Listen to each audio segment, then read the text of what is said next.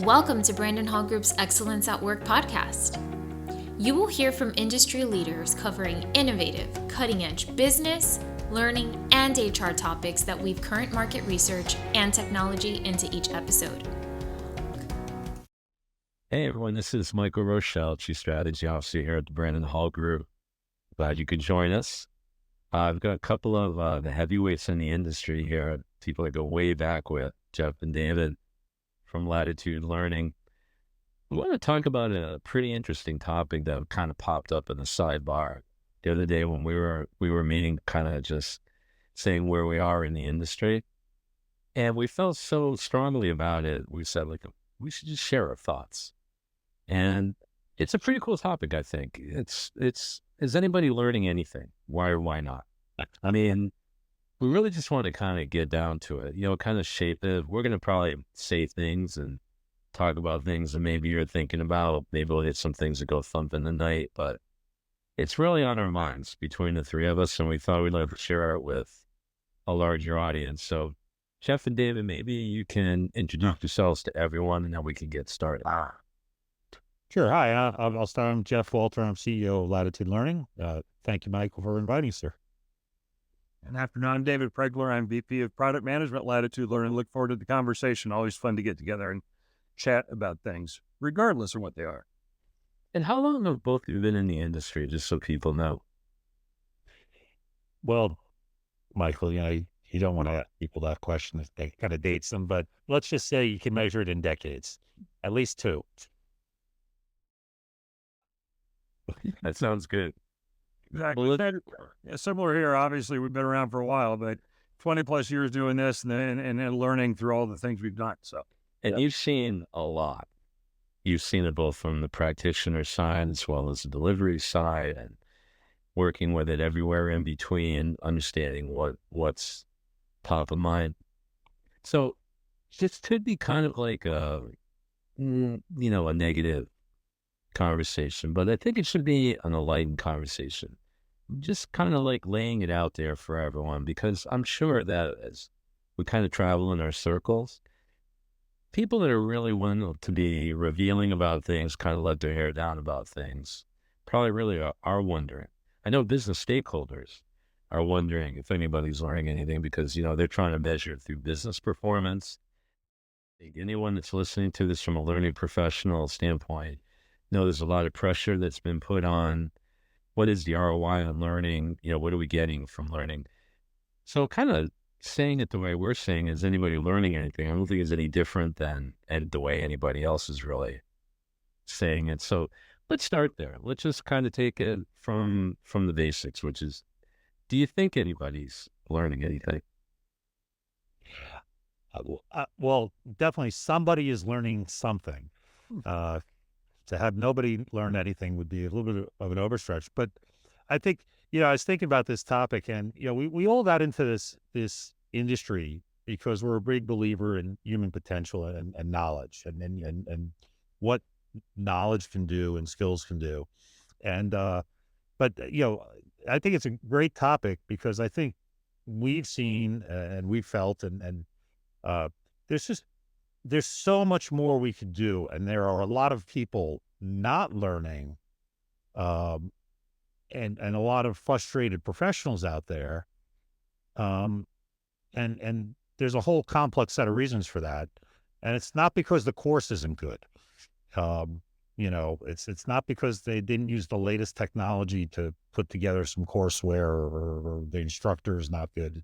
I think it goes a lot deeper than, but that's my initial foray into the conversation. I know, I concur with that. I think that when you look at it, there's a lot of training going on that is just for the sake of training. It's not purposeful, right? And what ends up happening is people are checking the boxes. And as we know right now, it has to be more purposeful than that. It has to be something that's engaging the individual that keeps them around. If you don't, you're going to lose them. I think that's where we've gotten off track from an industry perspective, is like, hey, you must check this box and look, the world has changed quite a bit. So yes, there's training going on. Are they learning the right thing? Are they doing it for the right purpose? I think is another question to be asking. Yeah. I might think of it a little differently. I think there's a lot of teaching going on, Yeah, not so much learning. There you go.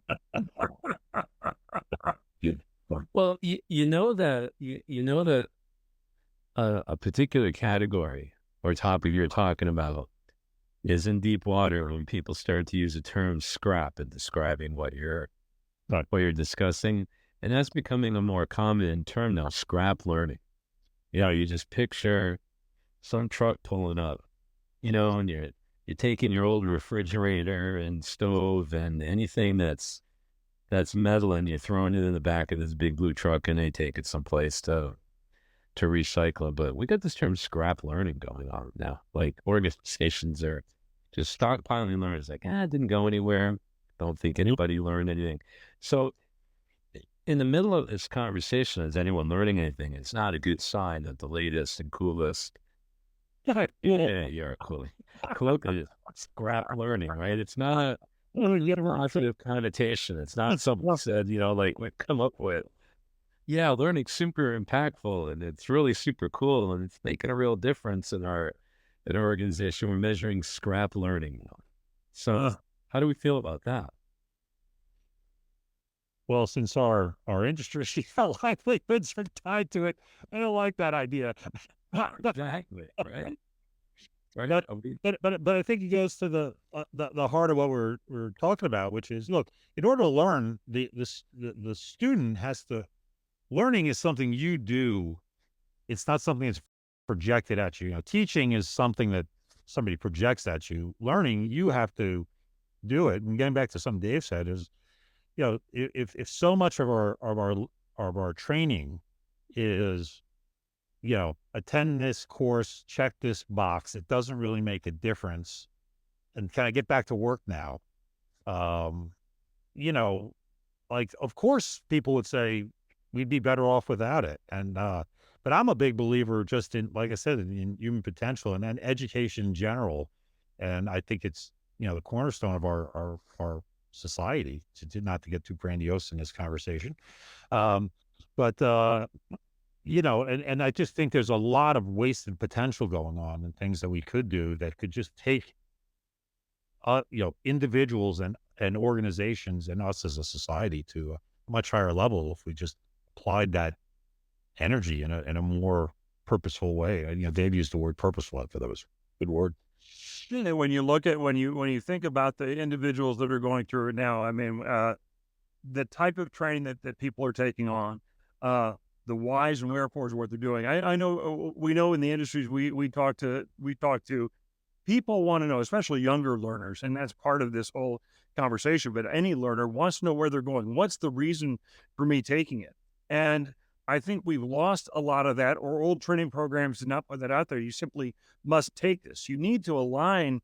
There are a couple of things. One, it really does have to be, the training you're taking has to have a purpose. It has to be driving you forward.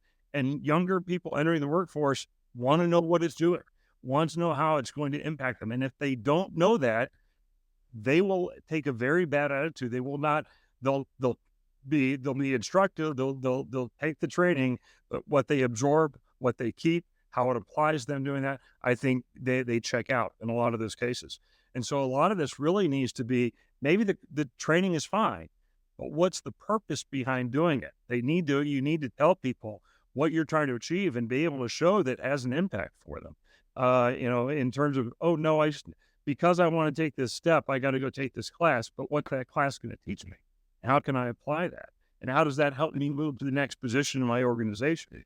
It's evident throughout all the people we talk to that have a clear understanding of how I go from point A to point B and get there successfully. And what I'm doing is helping them down that path is really what needs to happen. Right now, a lot of the training isn't for that purpose. It's simply, you must take it kind of thing. Leaving I'm talking to. Well, it's a lot of the check the box training so that the organization can protect themselves from liability, right? Like all that type of stuff is just complete a waste of time nonsense, and at the same time, I think Michael, I think as an industry, we both overpromise and underdeliver, right? So like in your work life, it's what knowledges do you need to be successful? Like David said, what do you need to know to do your job, do it well, and prepare yourself for the next job down the line? What skills do you need to develop now to do your job well? And what skills do you need to develop down the line? Those are things that can really change a person's trajectory in their career and that they could absorb and could really learn. When we start getting into things like, I want to fundamentally change the person you are based on your predispositions. Well, that's not going to happen in the workplace. Like there's miles of books out there, self-help books on how to fundamentally change your predisposition on things. And it's really hard. Anybody that's tried to do any self-improvement knows that it's really, just like for me, just trying to work out regularly is hard. Much work on how I view the world, So if you think you're going to send somebody to like a 2-hour course that they're forced to go to change their outlook on something that's fundamental to their personality, it's just not going to happen. It's just a waste of time. But anyway. Well, you bring up both of you bring up 3 interesting points in a row. So I'm gonna rewind back to the first point that David brought up, was the fact that I think a different way of saying it is, we're not selling people on the learning, like, what's in it for me? Right. This is what I want you to know. It's kind of like, like being very parental. Do as I say. Like, this is the way it goes. This is what you need to know. I'm not terribly interested. And, what do you think? This is a good idea, a bad idea? I made up my mind. This is what you want to know. And then the second point, Jen, that you brought up was, are we really teasing out the difference between learning and training? Right. And I think if we could separate those 2 things, I think people are willing to do training. Like, it's just predetermined. But if you describe it to them as training and say, look, you got to learn how to know how to use a fire extinguisher in the building. It's a non-starter. Yeah. You got to learn how not to create a hostile work environment. You got to learn how to say things that, like, people are willing to sign up for training at being a top-down, because they do it in their house with their kids. There's a hierarchy of roles and behaviors. So, like, to your point, your third point, which is, people, from that standpoint, they have behavior change with a point to it. Like, right, I may have to change the way I am for 8 hours a day in order to sit in this environment. Otherwise, I may not have a place to work here. But the part 2 of your third point, Jen, it's really interesting. And it gets back to, is anybody learning anything? Wow. We've got so many issues with learning, right? And I'd like for both of you to weigh in. One is the content, right? And content, right, means, relevant, timely, in the right format, fits the way, all of this, we don't need to go through all the superlatives. So you have a content issue. And then you have a technology issue too, right? So, believe it or not, like, people can get around the technology issue by just having a good conversation with someone. Like, we're all old enough to remember that there's this thing called apprenticeship, where we didn't need any technology for someone to learn.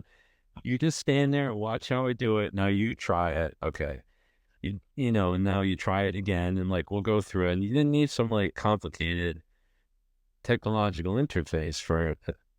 But now that we're in this, like, giantly scaled learning environment, the other thing we have to get right is the technological interface. And since you know this world as well as you do, like, talk us through what the impact is right now of technology stopping people from what they need to learn. I'll chime in on this one first. I think I think there are a couple of things that are going on. Right, technology is an issue, and the format which people are consuming or like to consume training has changed immensely. Right, if you look at someone who's our age, we don't think twice about, I'll take an hour at our court. I want to take the break. I want to dig in the material, those kinds of things. We have other learners coming in that want to see that same stuff that same hour broken down into 20 5-minute segments so they can consume it at their leisure and they get credit for the whole thing. So there's this interesting dichotomy between new learners and established learners, and that whole spectrum across things, right? So that's the first component. Second of all, the ability to take it at the point of need, at the point of time, like, I can take it. I want it on my phone, or I'm on a system. How do I get access to it, right? And make it relevant to what they're doing at that point, is absolutely necessary. And I think we're getting there. It was one of the topics we talked about, the impacts of COVID and all the other things that went along. But how are people changing and evolving their training from just a consumption perspective? And the technology has to match that. Back to some of the industries that there's another technology point here, the advancements you were talking about mentorship earlier in this conversation, or the apprenticeship. There was me sitting with Jeff showing me how to bolt on a tire, or to do an operation. And unfortunately, there are barriers to making that happen today too. Yes, tech to tech is still a good thing. How do you leverage technology to be able to replicate that? When you can't have one master technician fly around the globe anymore, they have to be centralized. And leveraging technologies in various ways, like AR headsets and that kind of stuff, to help deliver those things. It's cool. It fits with a new technology space. It's something that a younger learner is going to want to take on, and help fills the gap with regards to what you can and can't do with regards to having an individual now be that master technician that is everywhere all at once. You can do that now with technology. I just think we're in that gap, and making that something that's ubiquitous and easy for people to really apply, L&D guys alike, and people consuming it. Yeah, and just to kind of weigh in on that, it's interesting if you compare learning on the job versus the way people learn off the clock. So you can look at, like, I know from if you're trying to redo your bathroom and you want to know how to lay tile down, right?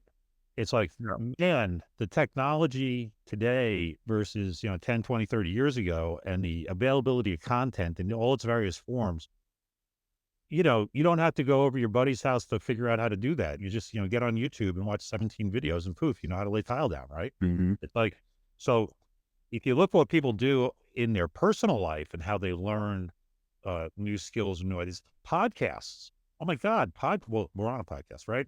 But I mean, what an unbelievable piece of technology. I mean, if you look at the most listened to podcasts out there, it's not entertainment in the let me sit down and just here's some silly sitcom. It's like really deep stuff. I mean, and it's like long form. It's like the old Lincoln Douglas debates of people going on for 2 hours talking about stuff. I mean, so, and I think what we need to do, going forward on the corporate side is like, well, how do we bring that into here so it's engaging? Because obviously people, have a thirst for knowledge. They want to develop skills. There's things they want to do. There's things they want to accomplish. And it kind of goes back to what you said earlier, Dave, generationally, especially in the younger generation, like they want to achieve things. They want to do things, and they want to do it now. And they don't understand why they can't look at that, 16 different versions of that video on how to do something, right? Because that's what they did throughout school. That's what they're doing in their personal lives. And so I think technology plays a great part, but, we got to kind of recenter the training programs to be more learner oriented versus more bottom up and less top down. But then from a bottom up, it's like, well, what do we also need to figure out what's the minimum level of knowledge they need, what's the minimum set of skills they need to do a certain job. But anyway, that's my comment on Dave's comment. Let's take it a layer deeper. I think if you ask most people about what you said, the way they learn outside, they look at it as technology as a gateway to getting to who they'd like to talk to or what they'd like to find. Right. And, a lot of learning technology out there in the corporate world doesn't have that embodiment. It feels like it feels like you're on the end of a conveyor belt, right? Mhm. It's a delivery item. It's not like when you go out in social media, you go on your apps, you're using it as a gateway to get into a world that you want to access. Could be a bunch of people to talk to. Could be, as you pointed out, something I want to know. But they look at it as this gets me where I want to go. This frees me up into the world that I want to go. And I have a directed way of getting there.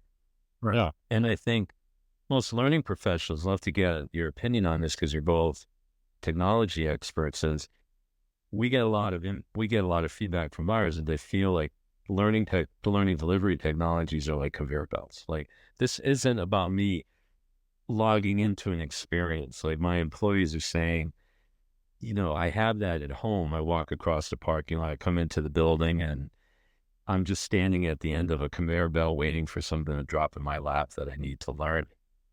And then something else will drop in my lap, and I'll learn. It's not a gateway. It's not opening me up to, and I think that's why we get a lot of complaints about learner experience. We've got to change that, because I believe that technology is a bigger problem than content, because if you don't get that gateway or interaction right, you never get to what you want to know. Like, if you had, to your point, Joe, like if you found like the internet was a root canal to log on to all the time, Right. you wouldn't even be able to comment on the content because you never get there. You'd be too, like, if LinkedIn turned out to be something you had to go to NASA or not, it's that whole idea is this tool ubiquitous, easy, intuitive, don't have to read anything, don't have to learn anything. Like, I can just get on and go and get to the people I want to talk to or get to the things I want to know. I mean, that to me is, I think, the major reason why people aren't learning anything. Because to land it with this point and then get your comments is, we see people circumventing learning tech within their companies all the time. They're going out to the internet, or they're going out on a social media app, or they're just phoning someone and say, please help me. I can't find it anywhere on this conveyor belt. I have to rip open every box to try to find it. It's like trying to find my luggage coming out in the baggage claim. Somewhere in there is what I'm supposed to know. I'm just going to call someone, email them. I'm going to circumvent the tech. Right. Yeah. Well, I mean, the tech has to be easy to use, right? But the key thing of everything you just said is that's all goal-directed learning, right? I'm going to call this person up because I'm trying to achieve something, and there's a piece of knowledge or a skill that's preventing me from getting there, right? And I'm going to go to the path of least resistance, the easiest way to get that knowledge or develop that skill, whether it's calling somebody, tapping the guy next to me, hopping onto the learning system and on the LMS. And so, to your point, Michael, and I agree wholeheartedly, it's got to be easy, and it's got to be goal directed from the learner's perspective. What am I trying to achieve? And how do I get access to that content? And how do I do it easily? Like it's one of the reasons, on a completely separate side note, but we took all of our help desk, our help stuff for our system, and it's on our website. So, because why? Well, because we found internally that when we were on an application, we would just Google, how do I do this with this tool? Isn't that crazy? I mean, just to jump in on that, right? Isn't that crazy that you're supposed to be using the tool to learn how to do something, and you have to go Google how to learn how to use the tool that's going to get you to, I mean, that's like anti-gravity paint. And, and so no one has to read the owner's manual, right, on LinkedIn. Like, nobody sat down and said, I have to read through the quick start guide for Facebook. They're like, username, password. I can figure all this. That's the holy grail, right? Technology for learning is supposed to be an enabler, not an inhibitor. Yeah, but you take LinkedIn exactly. You're doing exactly what you're saying, but then you're trying to do something in LinkedIn that you don't know how to do. So what do? You don't navigate through LinkedIn to find out how to do it. You open up another tab and you Google, how do I do this in LinkedIn? And then an article pops up and you go, oh, Oh, Yeah, put the little square thing up here and turn this knob and push that button and poof, I can do it. yeah. Like, You know, or Reddit, like all of a sudden, like, you can jump exactly. into a forum. But Dave, I want to ask you the final thought on this before we wrap up is, based on everything that you're working on from a product side Yeah. at Latitude Learning, and they're like, what do you want people to know about how you're addressing about the things that we brought up here today? Like, how do we get more people to learn? And what are you doing about it as an organization? Well, first off, I would just start saying, although we've talked about a lot of critical things, when we have a number of clients and that are doing an awesome job, and I'm sure within the industry there are a bunch of folks, and when you see those training programs that are doing an awesome job, they're like magic. They really transform people, right? And so it gets into what you're saying. It's got to be easy, it's got to be accessible, it's got to be intuitive, and then if you don't know the answer, there's got to be an easy way to figure it out. So some of the things just on that latter part is like that I just mentioned is like, well, part of it is like, let's get all our health text out of the system and into the website so you can Google it. Let's get an AI chatbot on the website so you can Google how to use you can ask Git how to use the tool. And then within the tool, how do we make it more intuitive to get you the learning the goal-directed learning you're looking for? And that's, it's easy and it's hard, right? It's hard until you make it easy for everybody, and then it seems like very intuitive. And then so that's things like, how do you navigate? How do you find the things? Your own internal search, but then also how do you predict what they're going to need? And from a training plan, how do you say, hey, these are the things how do you make sure that they've learned what it is you want them to know? And kind of flip the script on doing knowledge-based assessment and say, let me figure out what you already know, and then I'll just serve up things to learn what you don't know.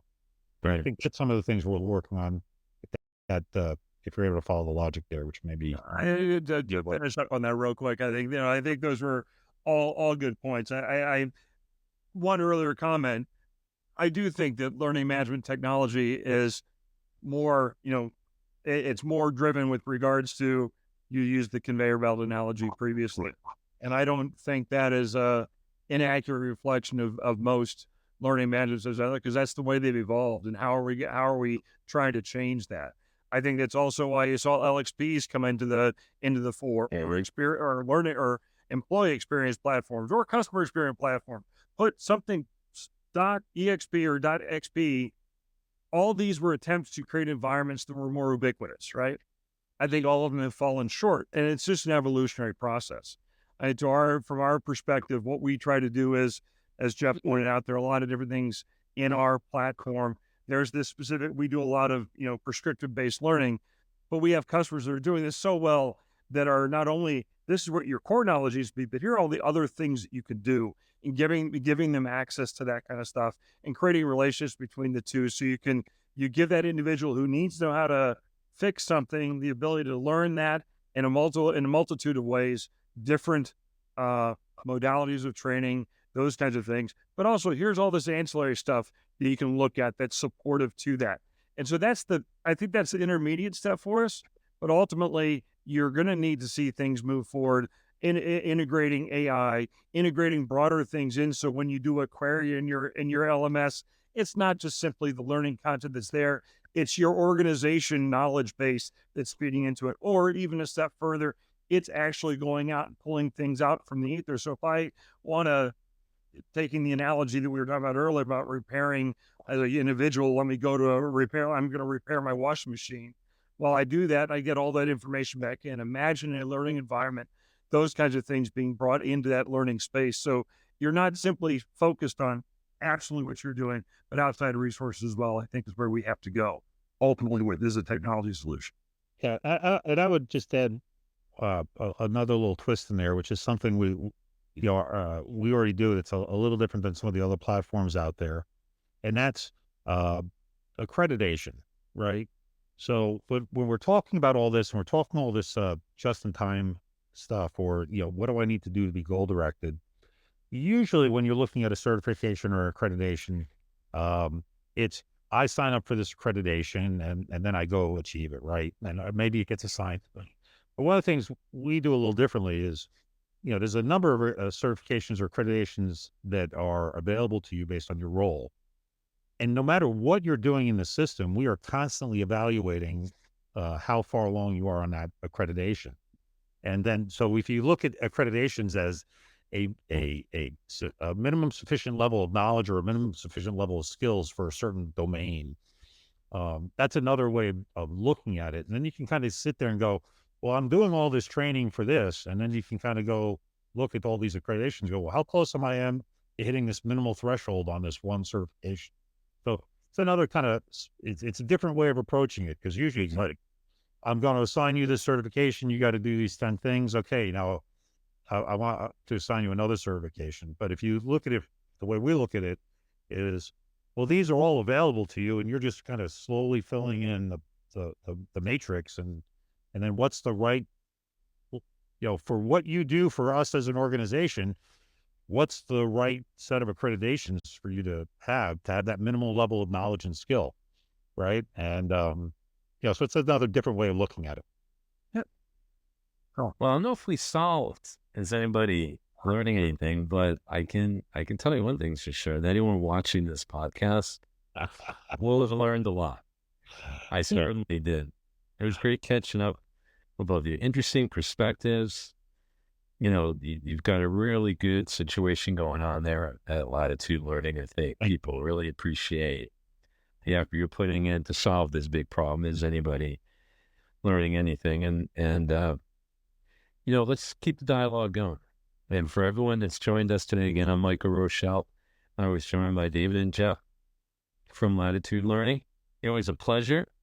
And we look forward to our next podcast together. So thank you.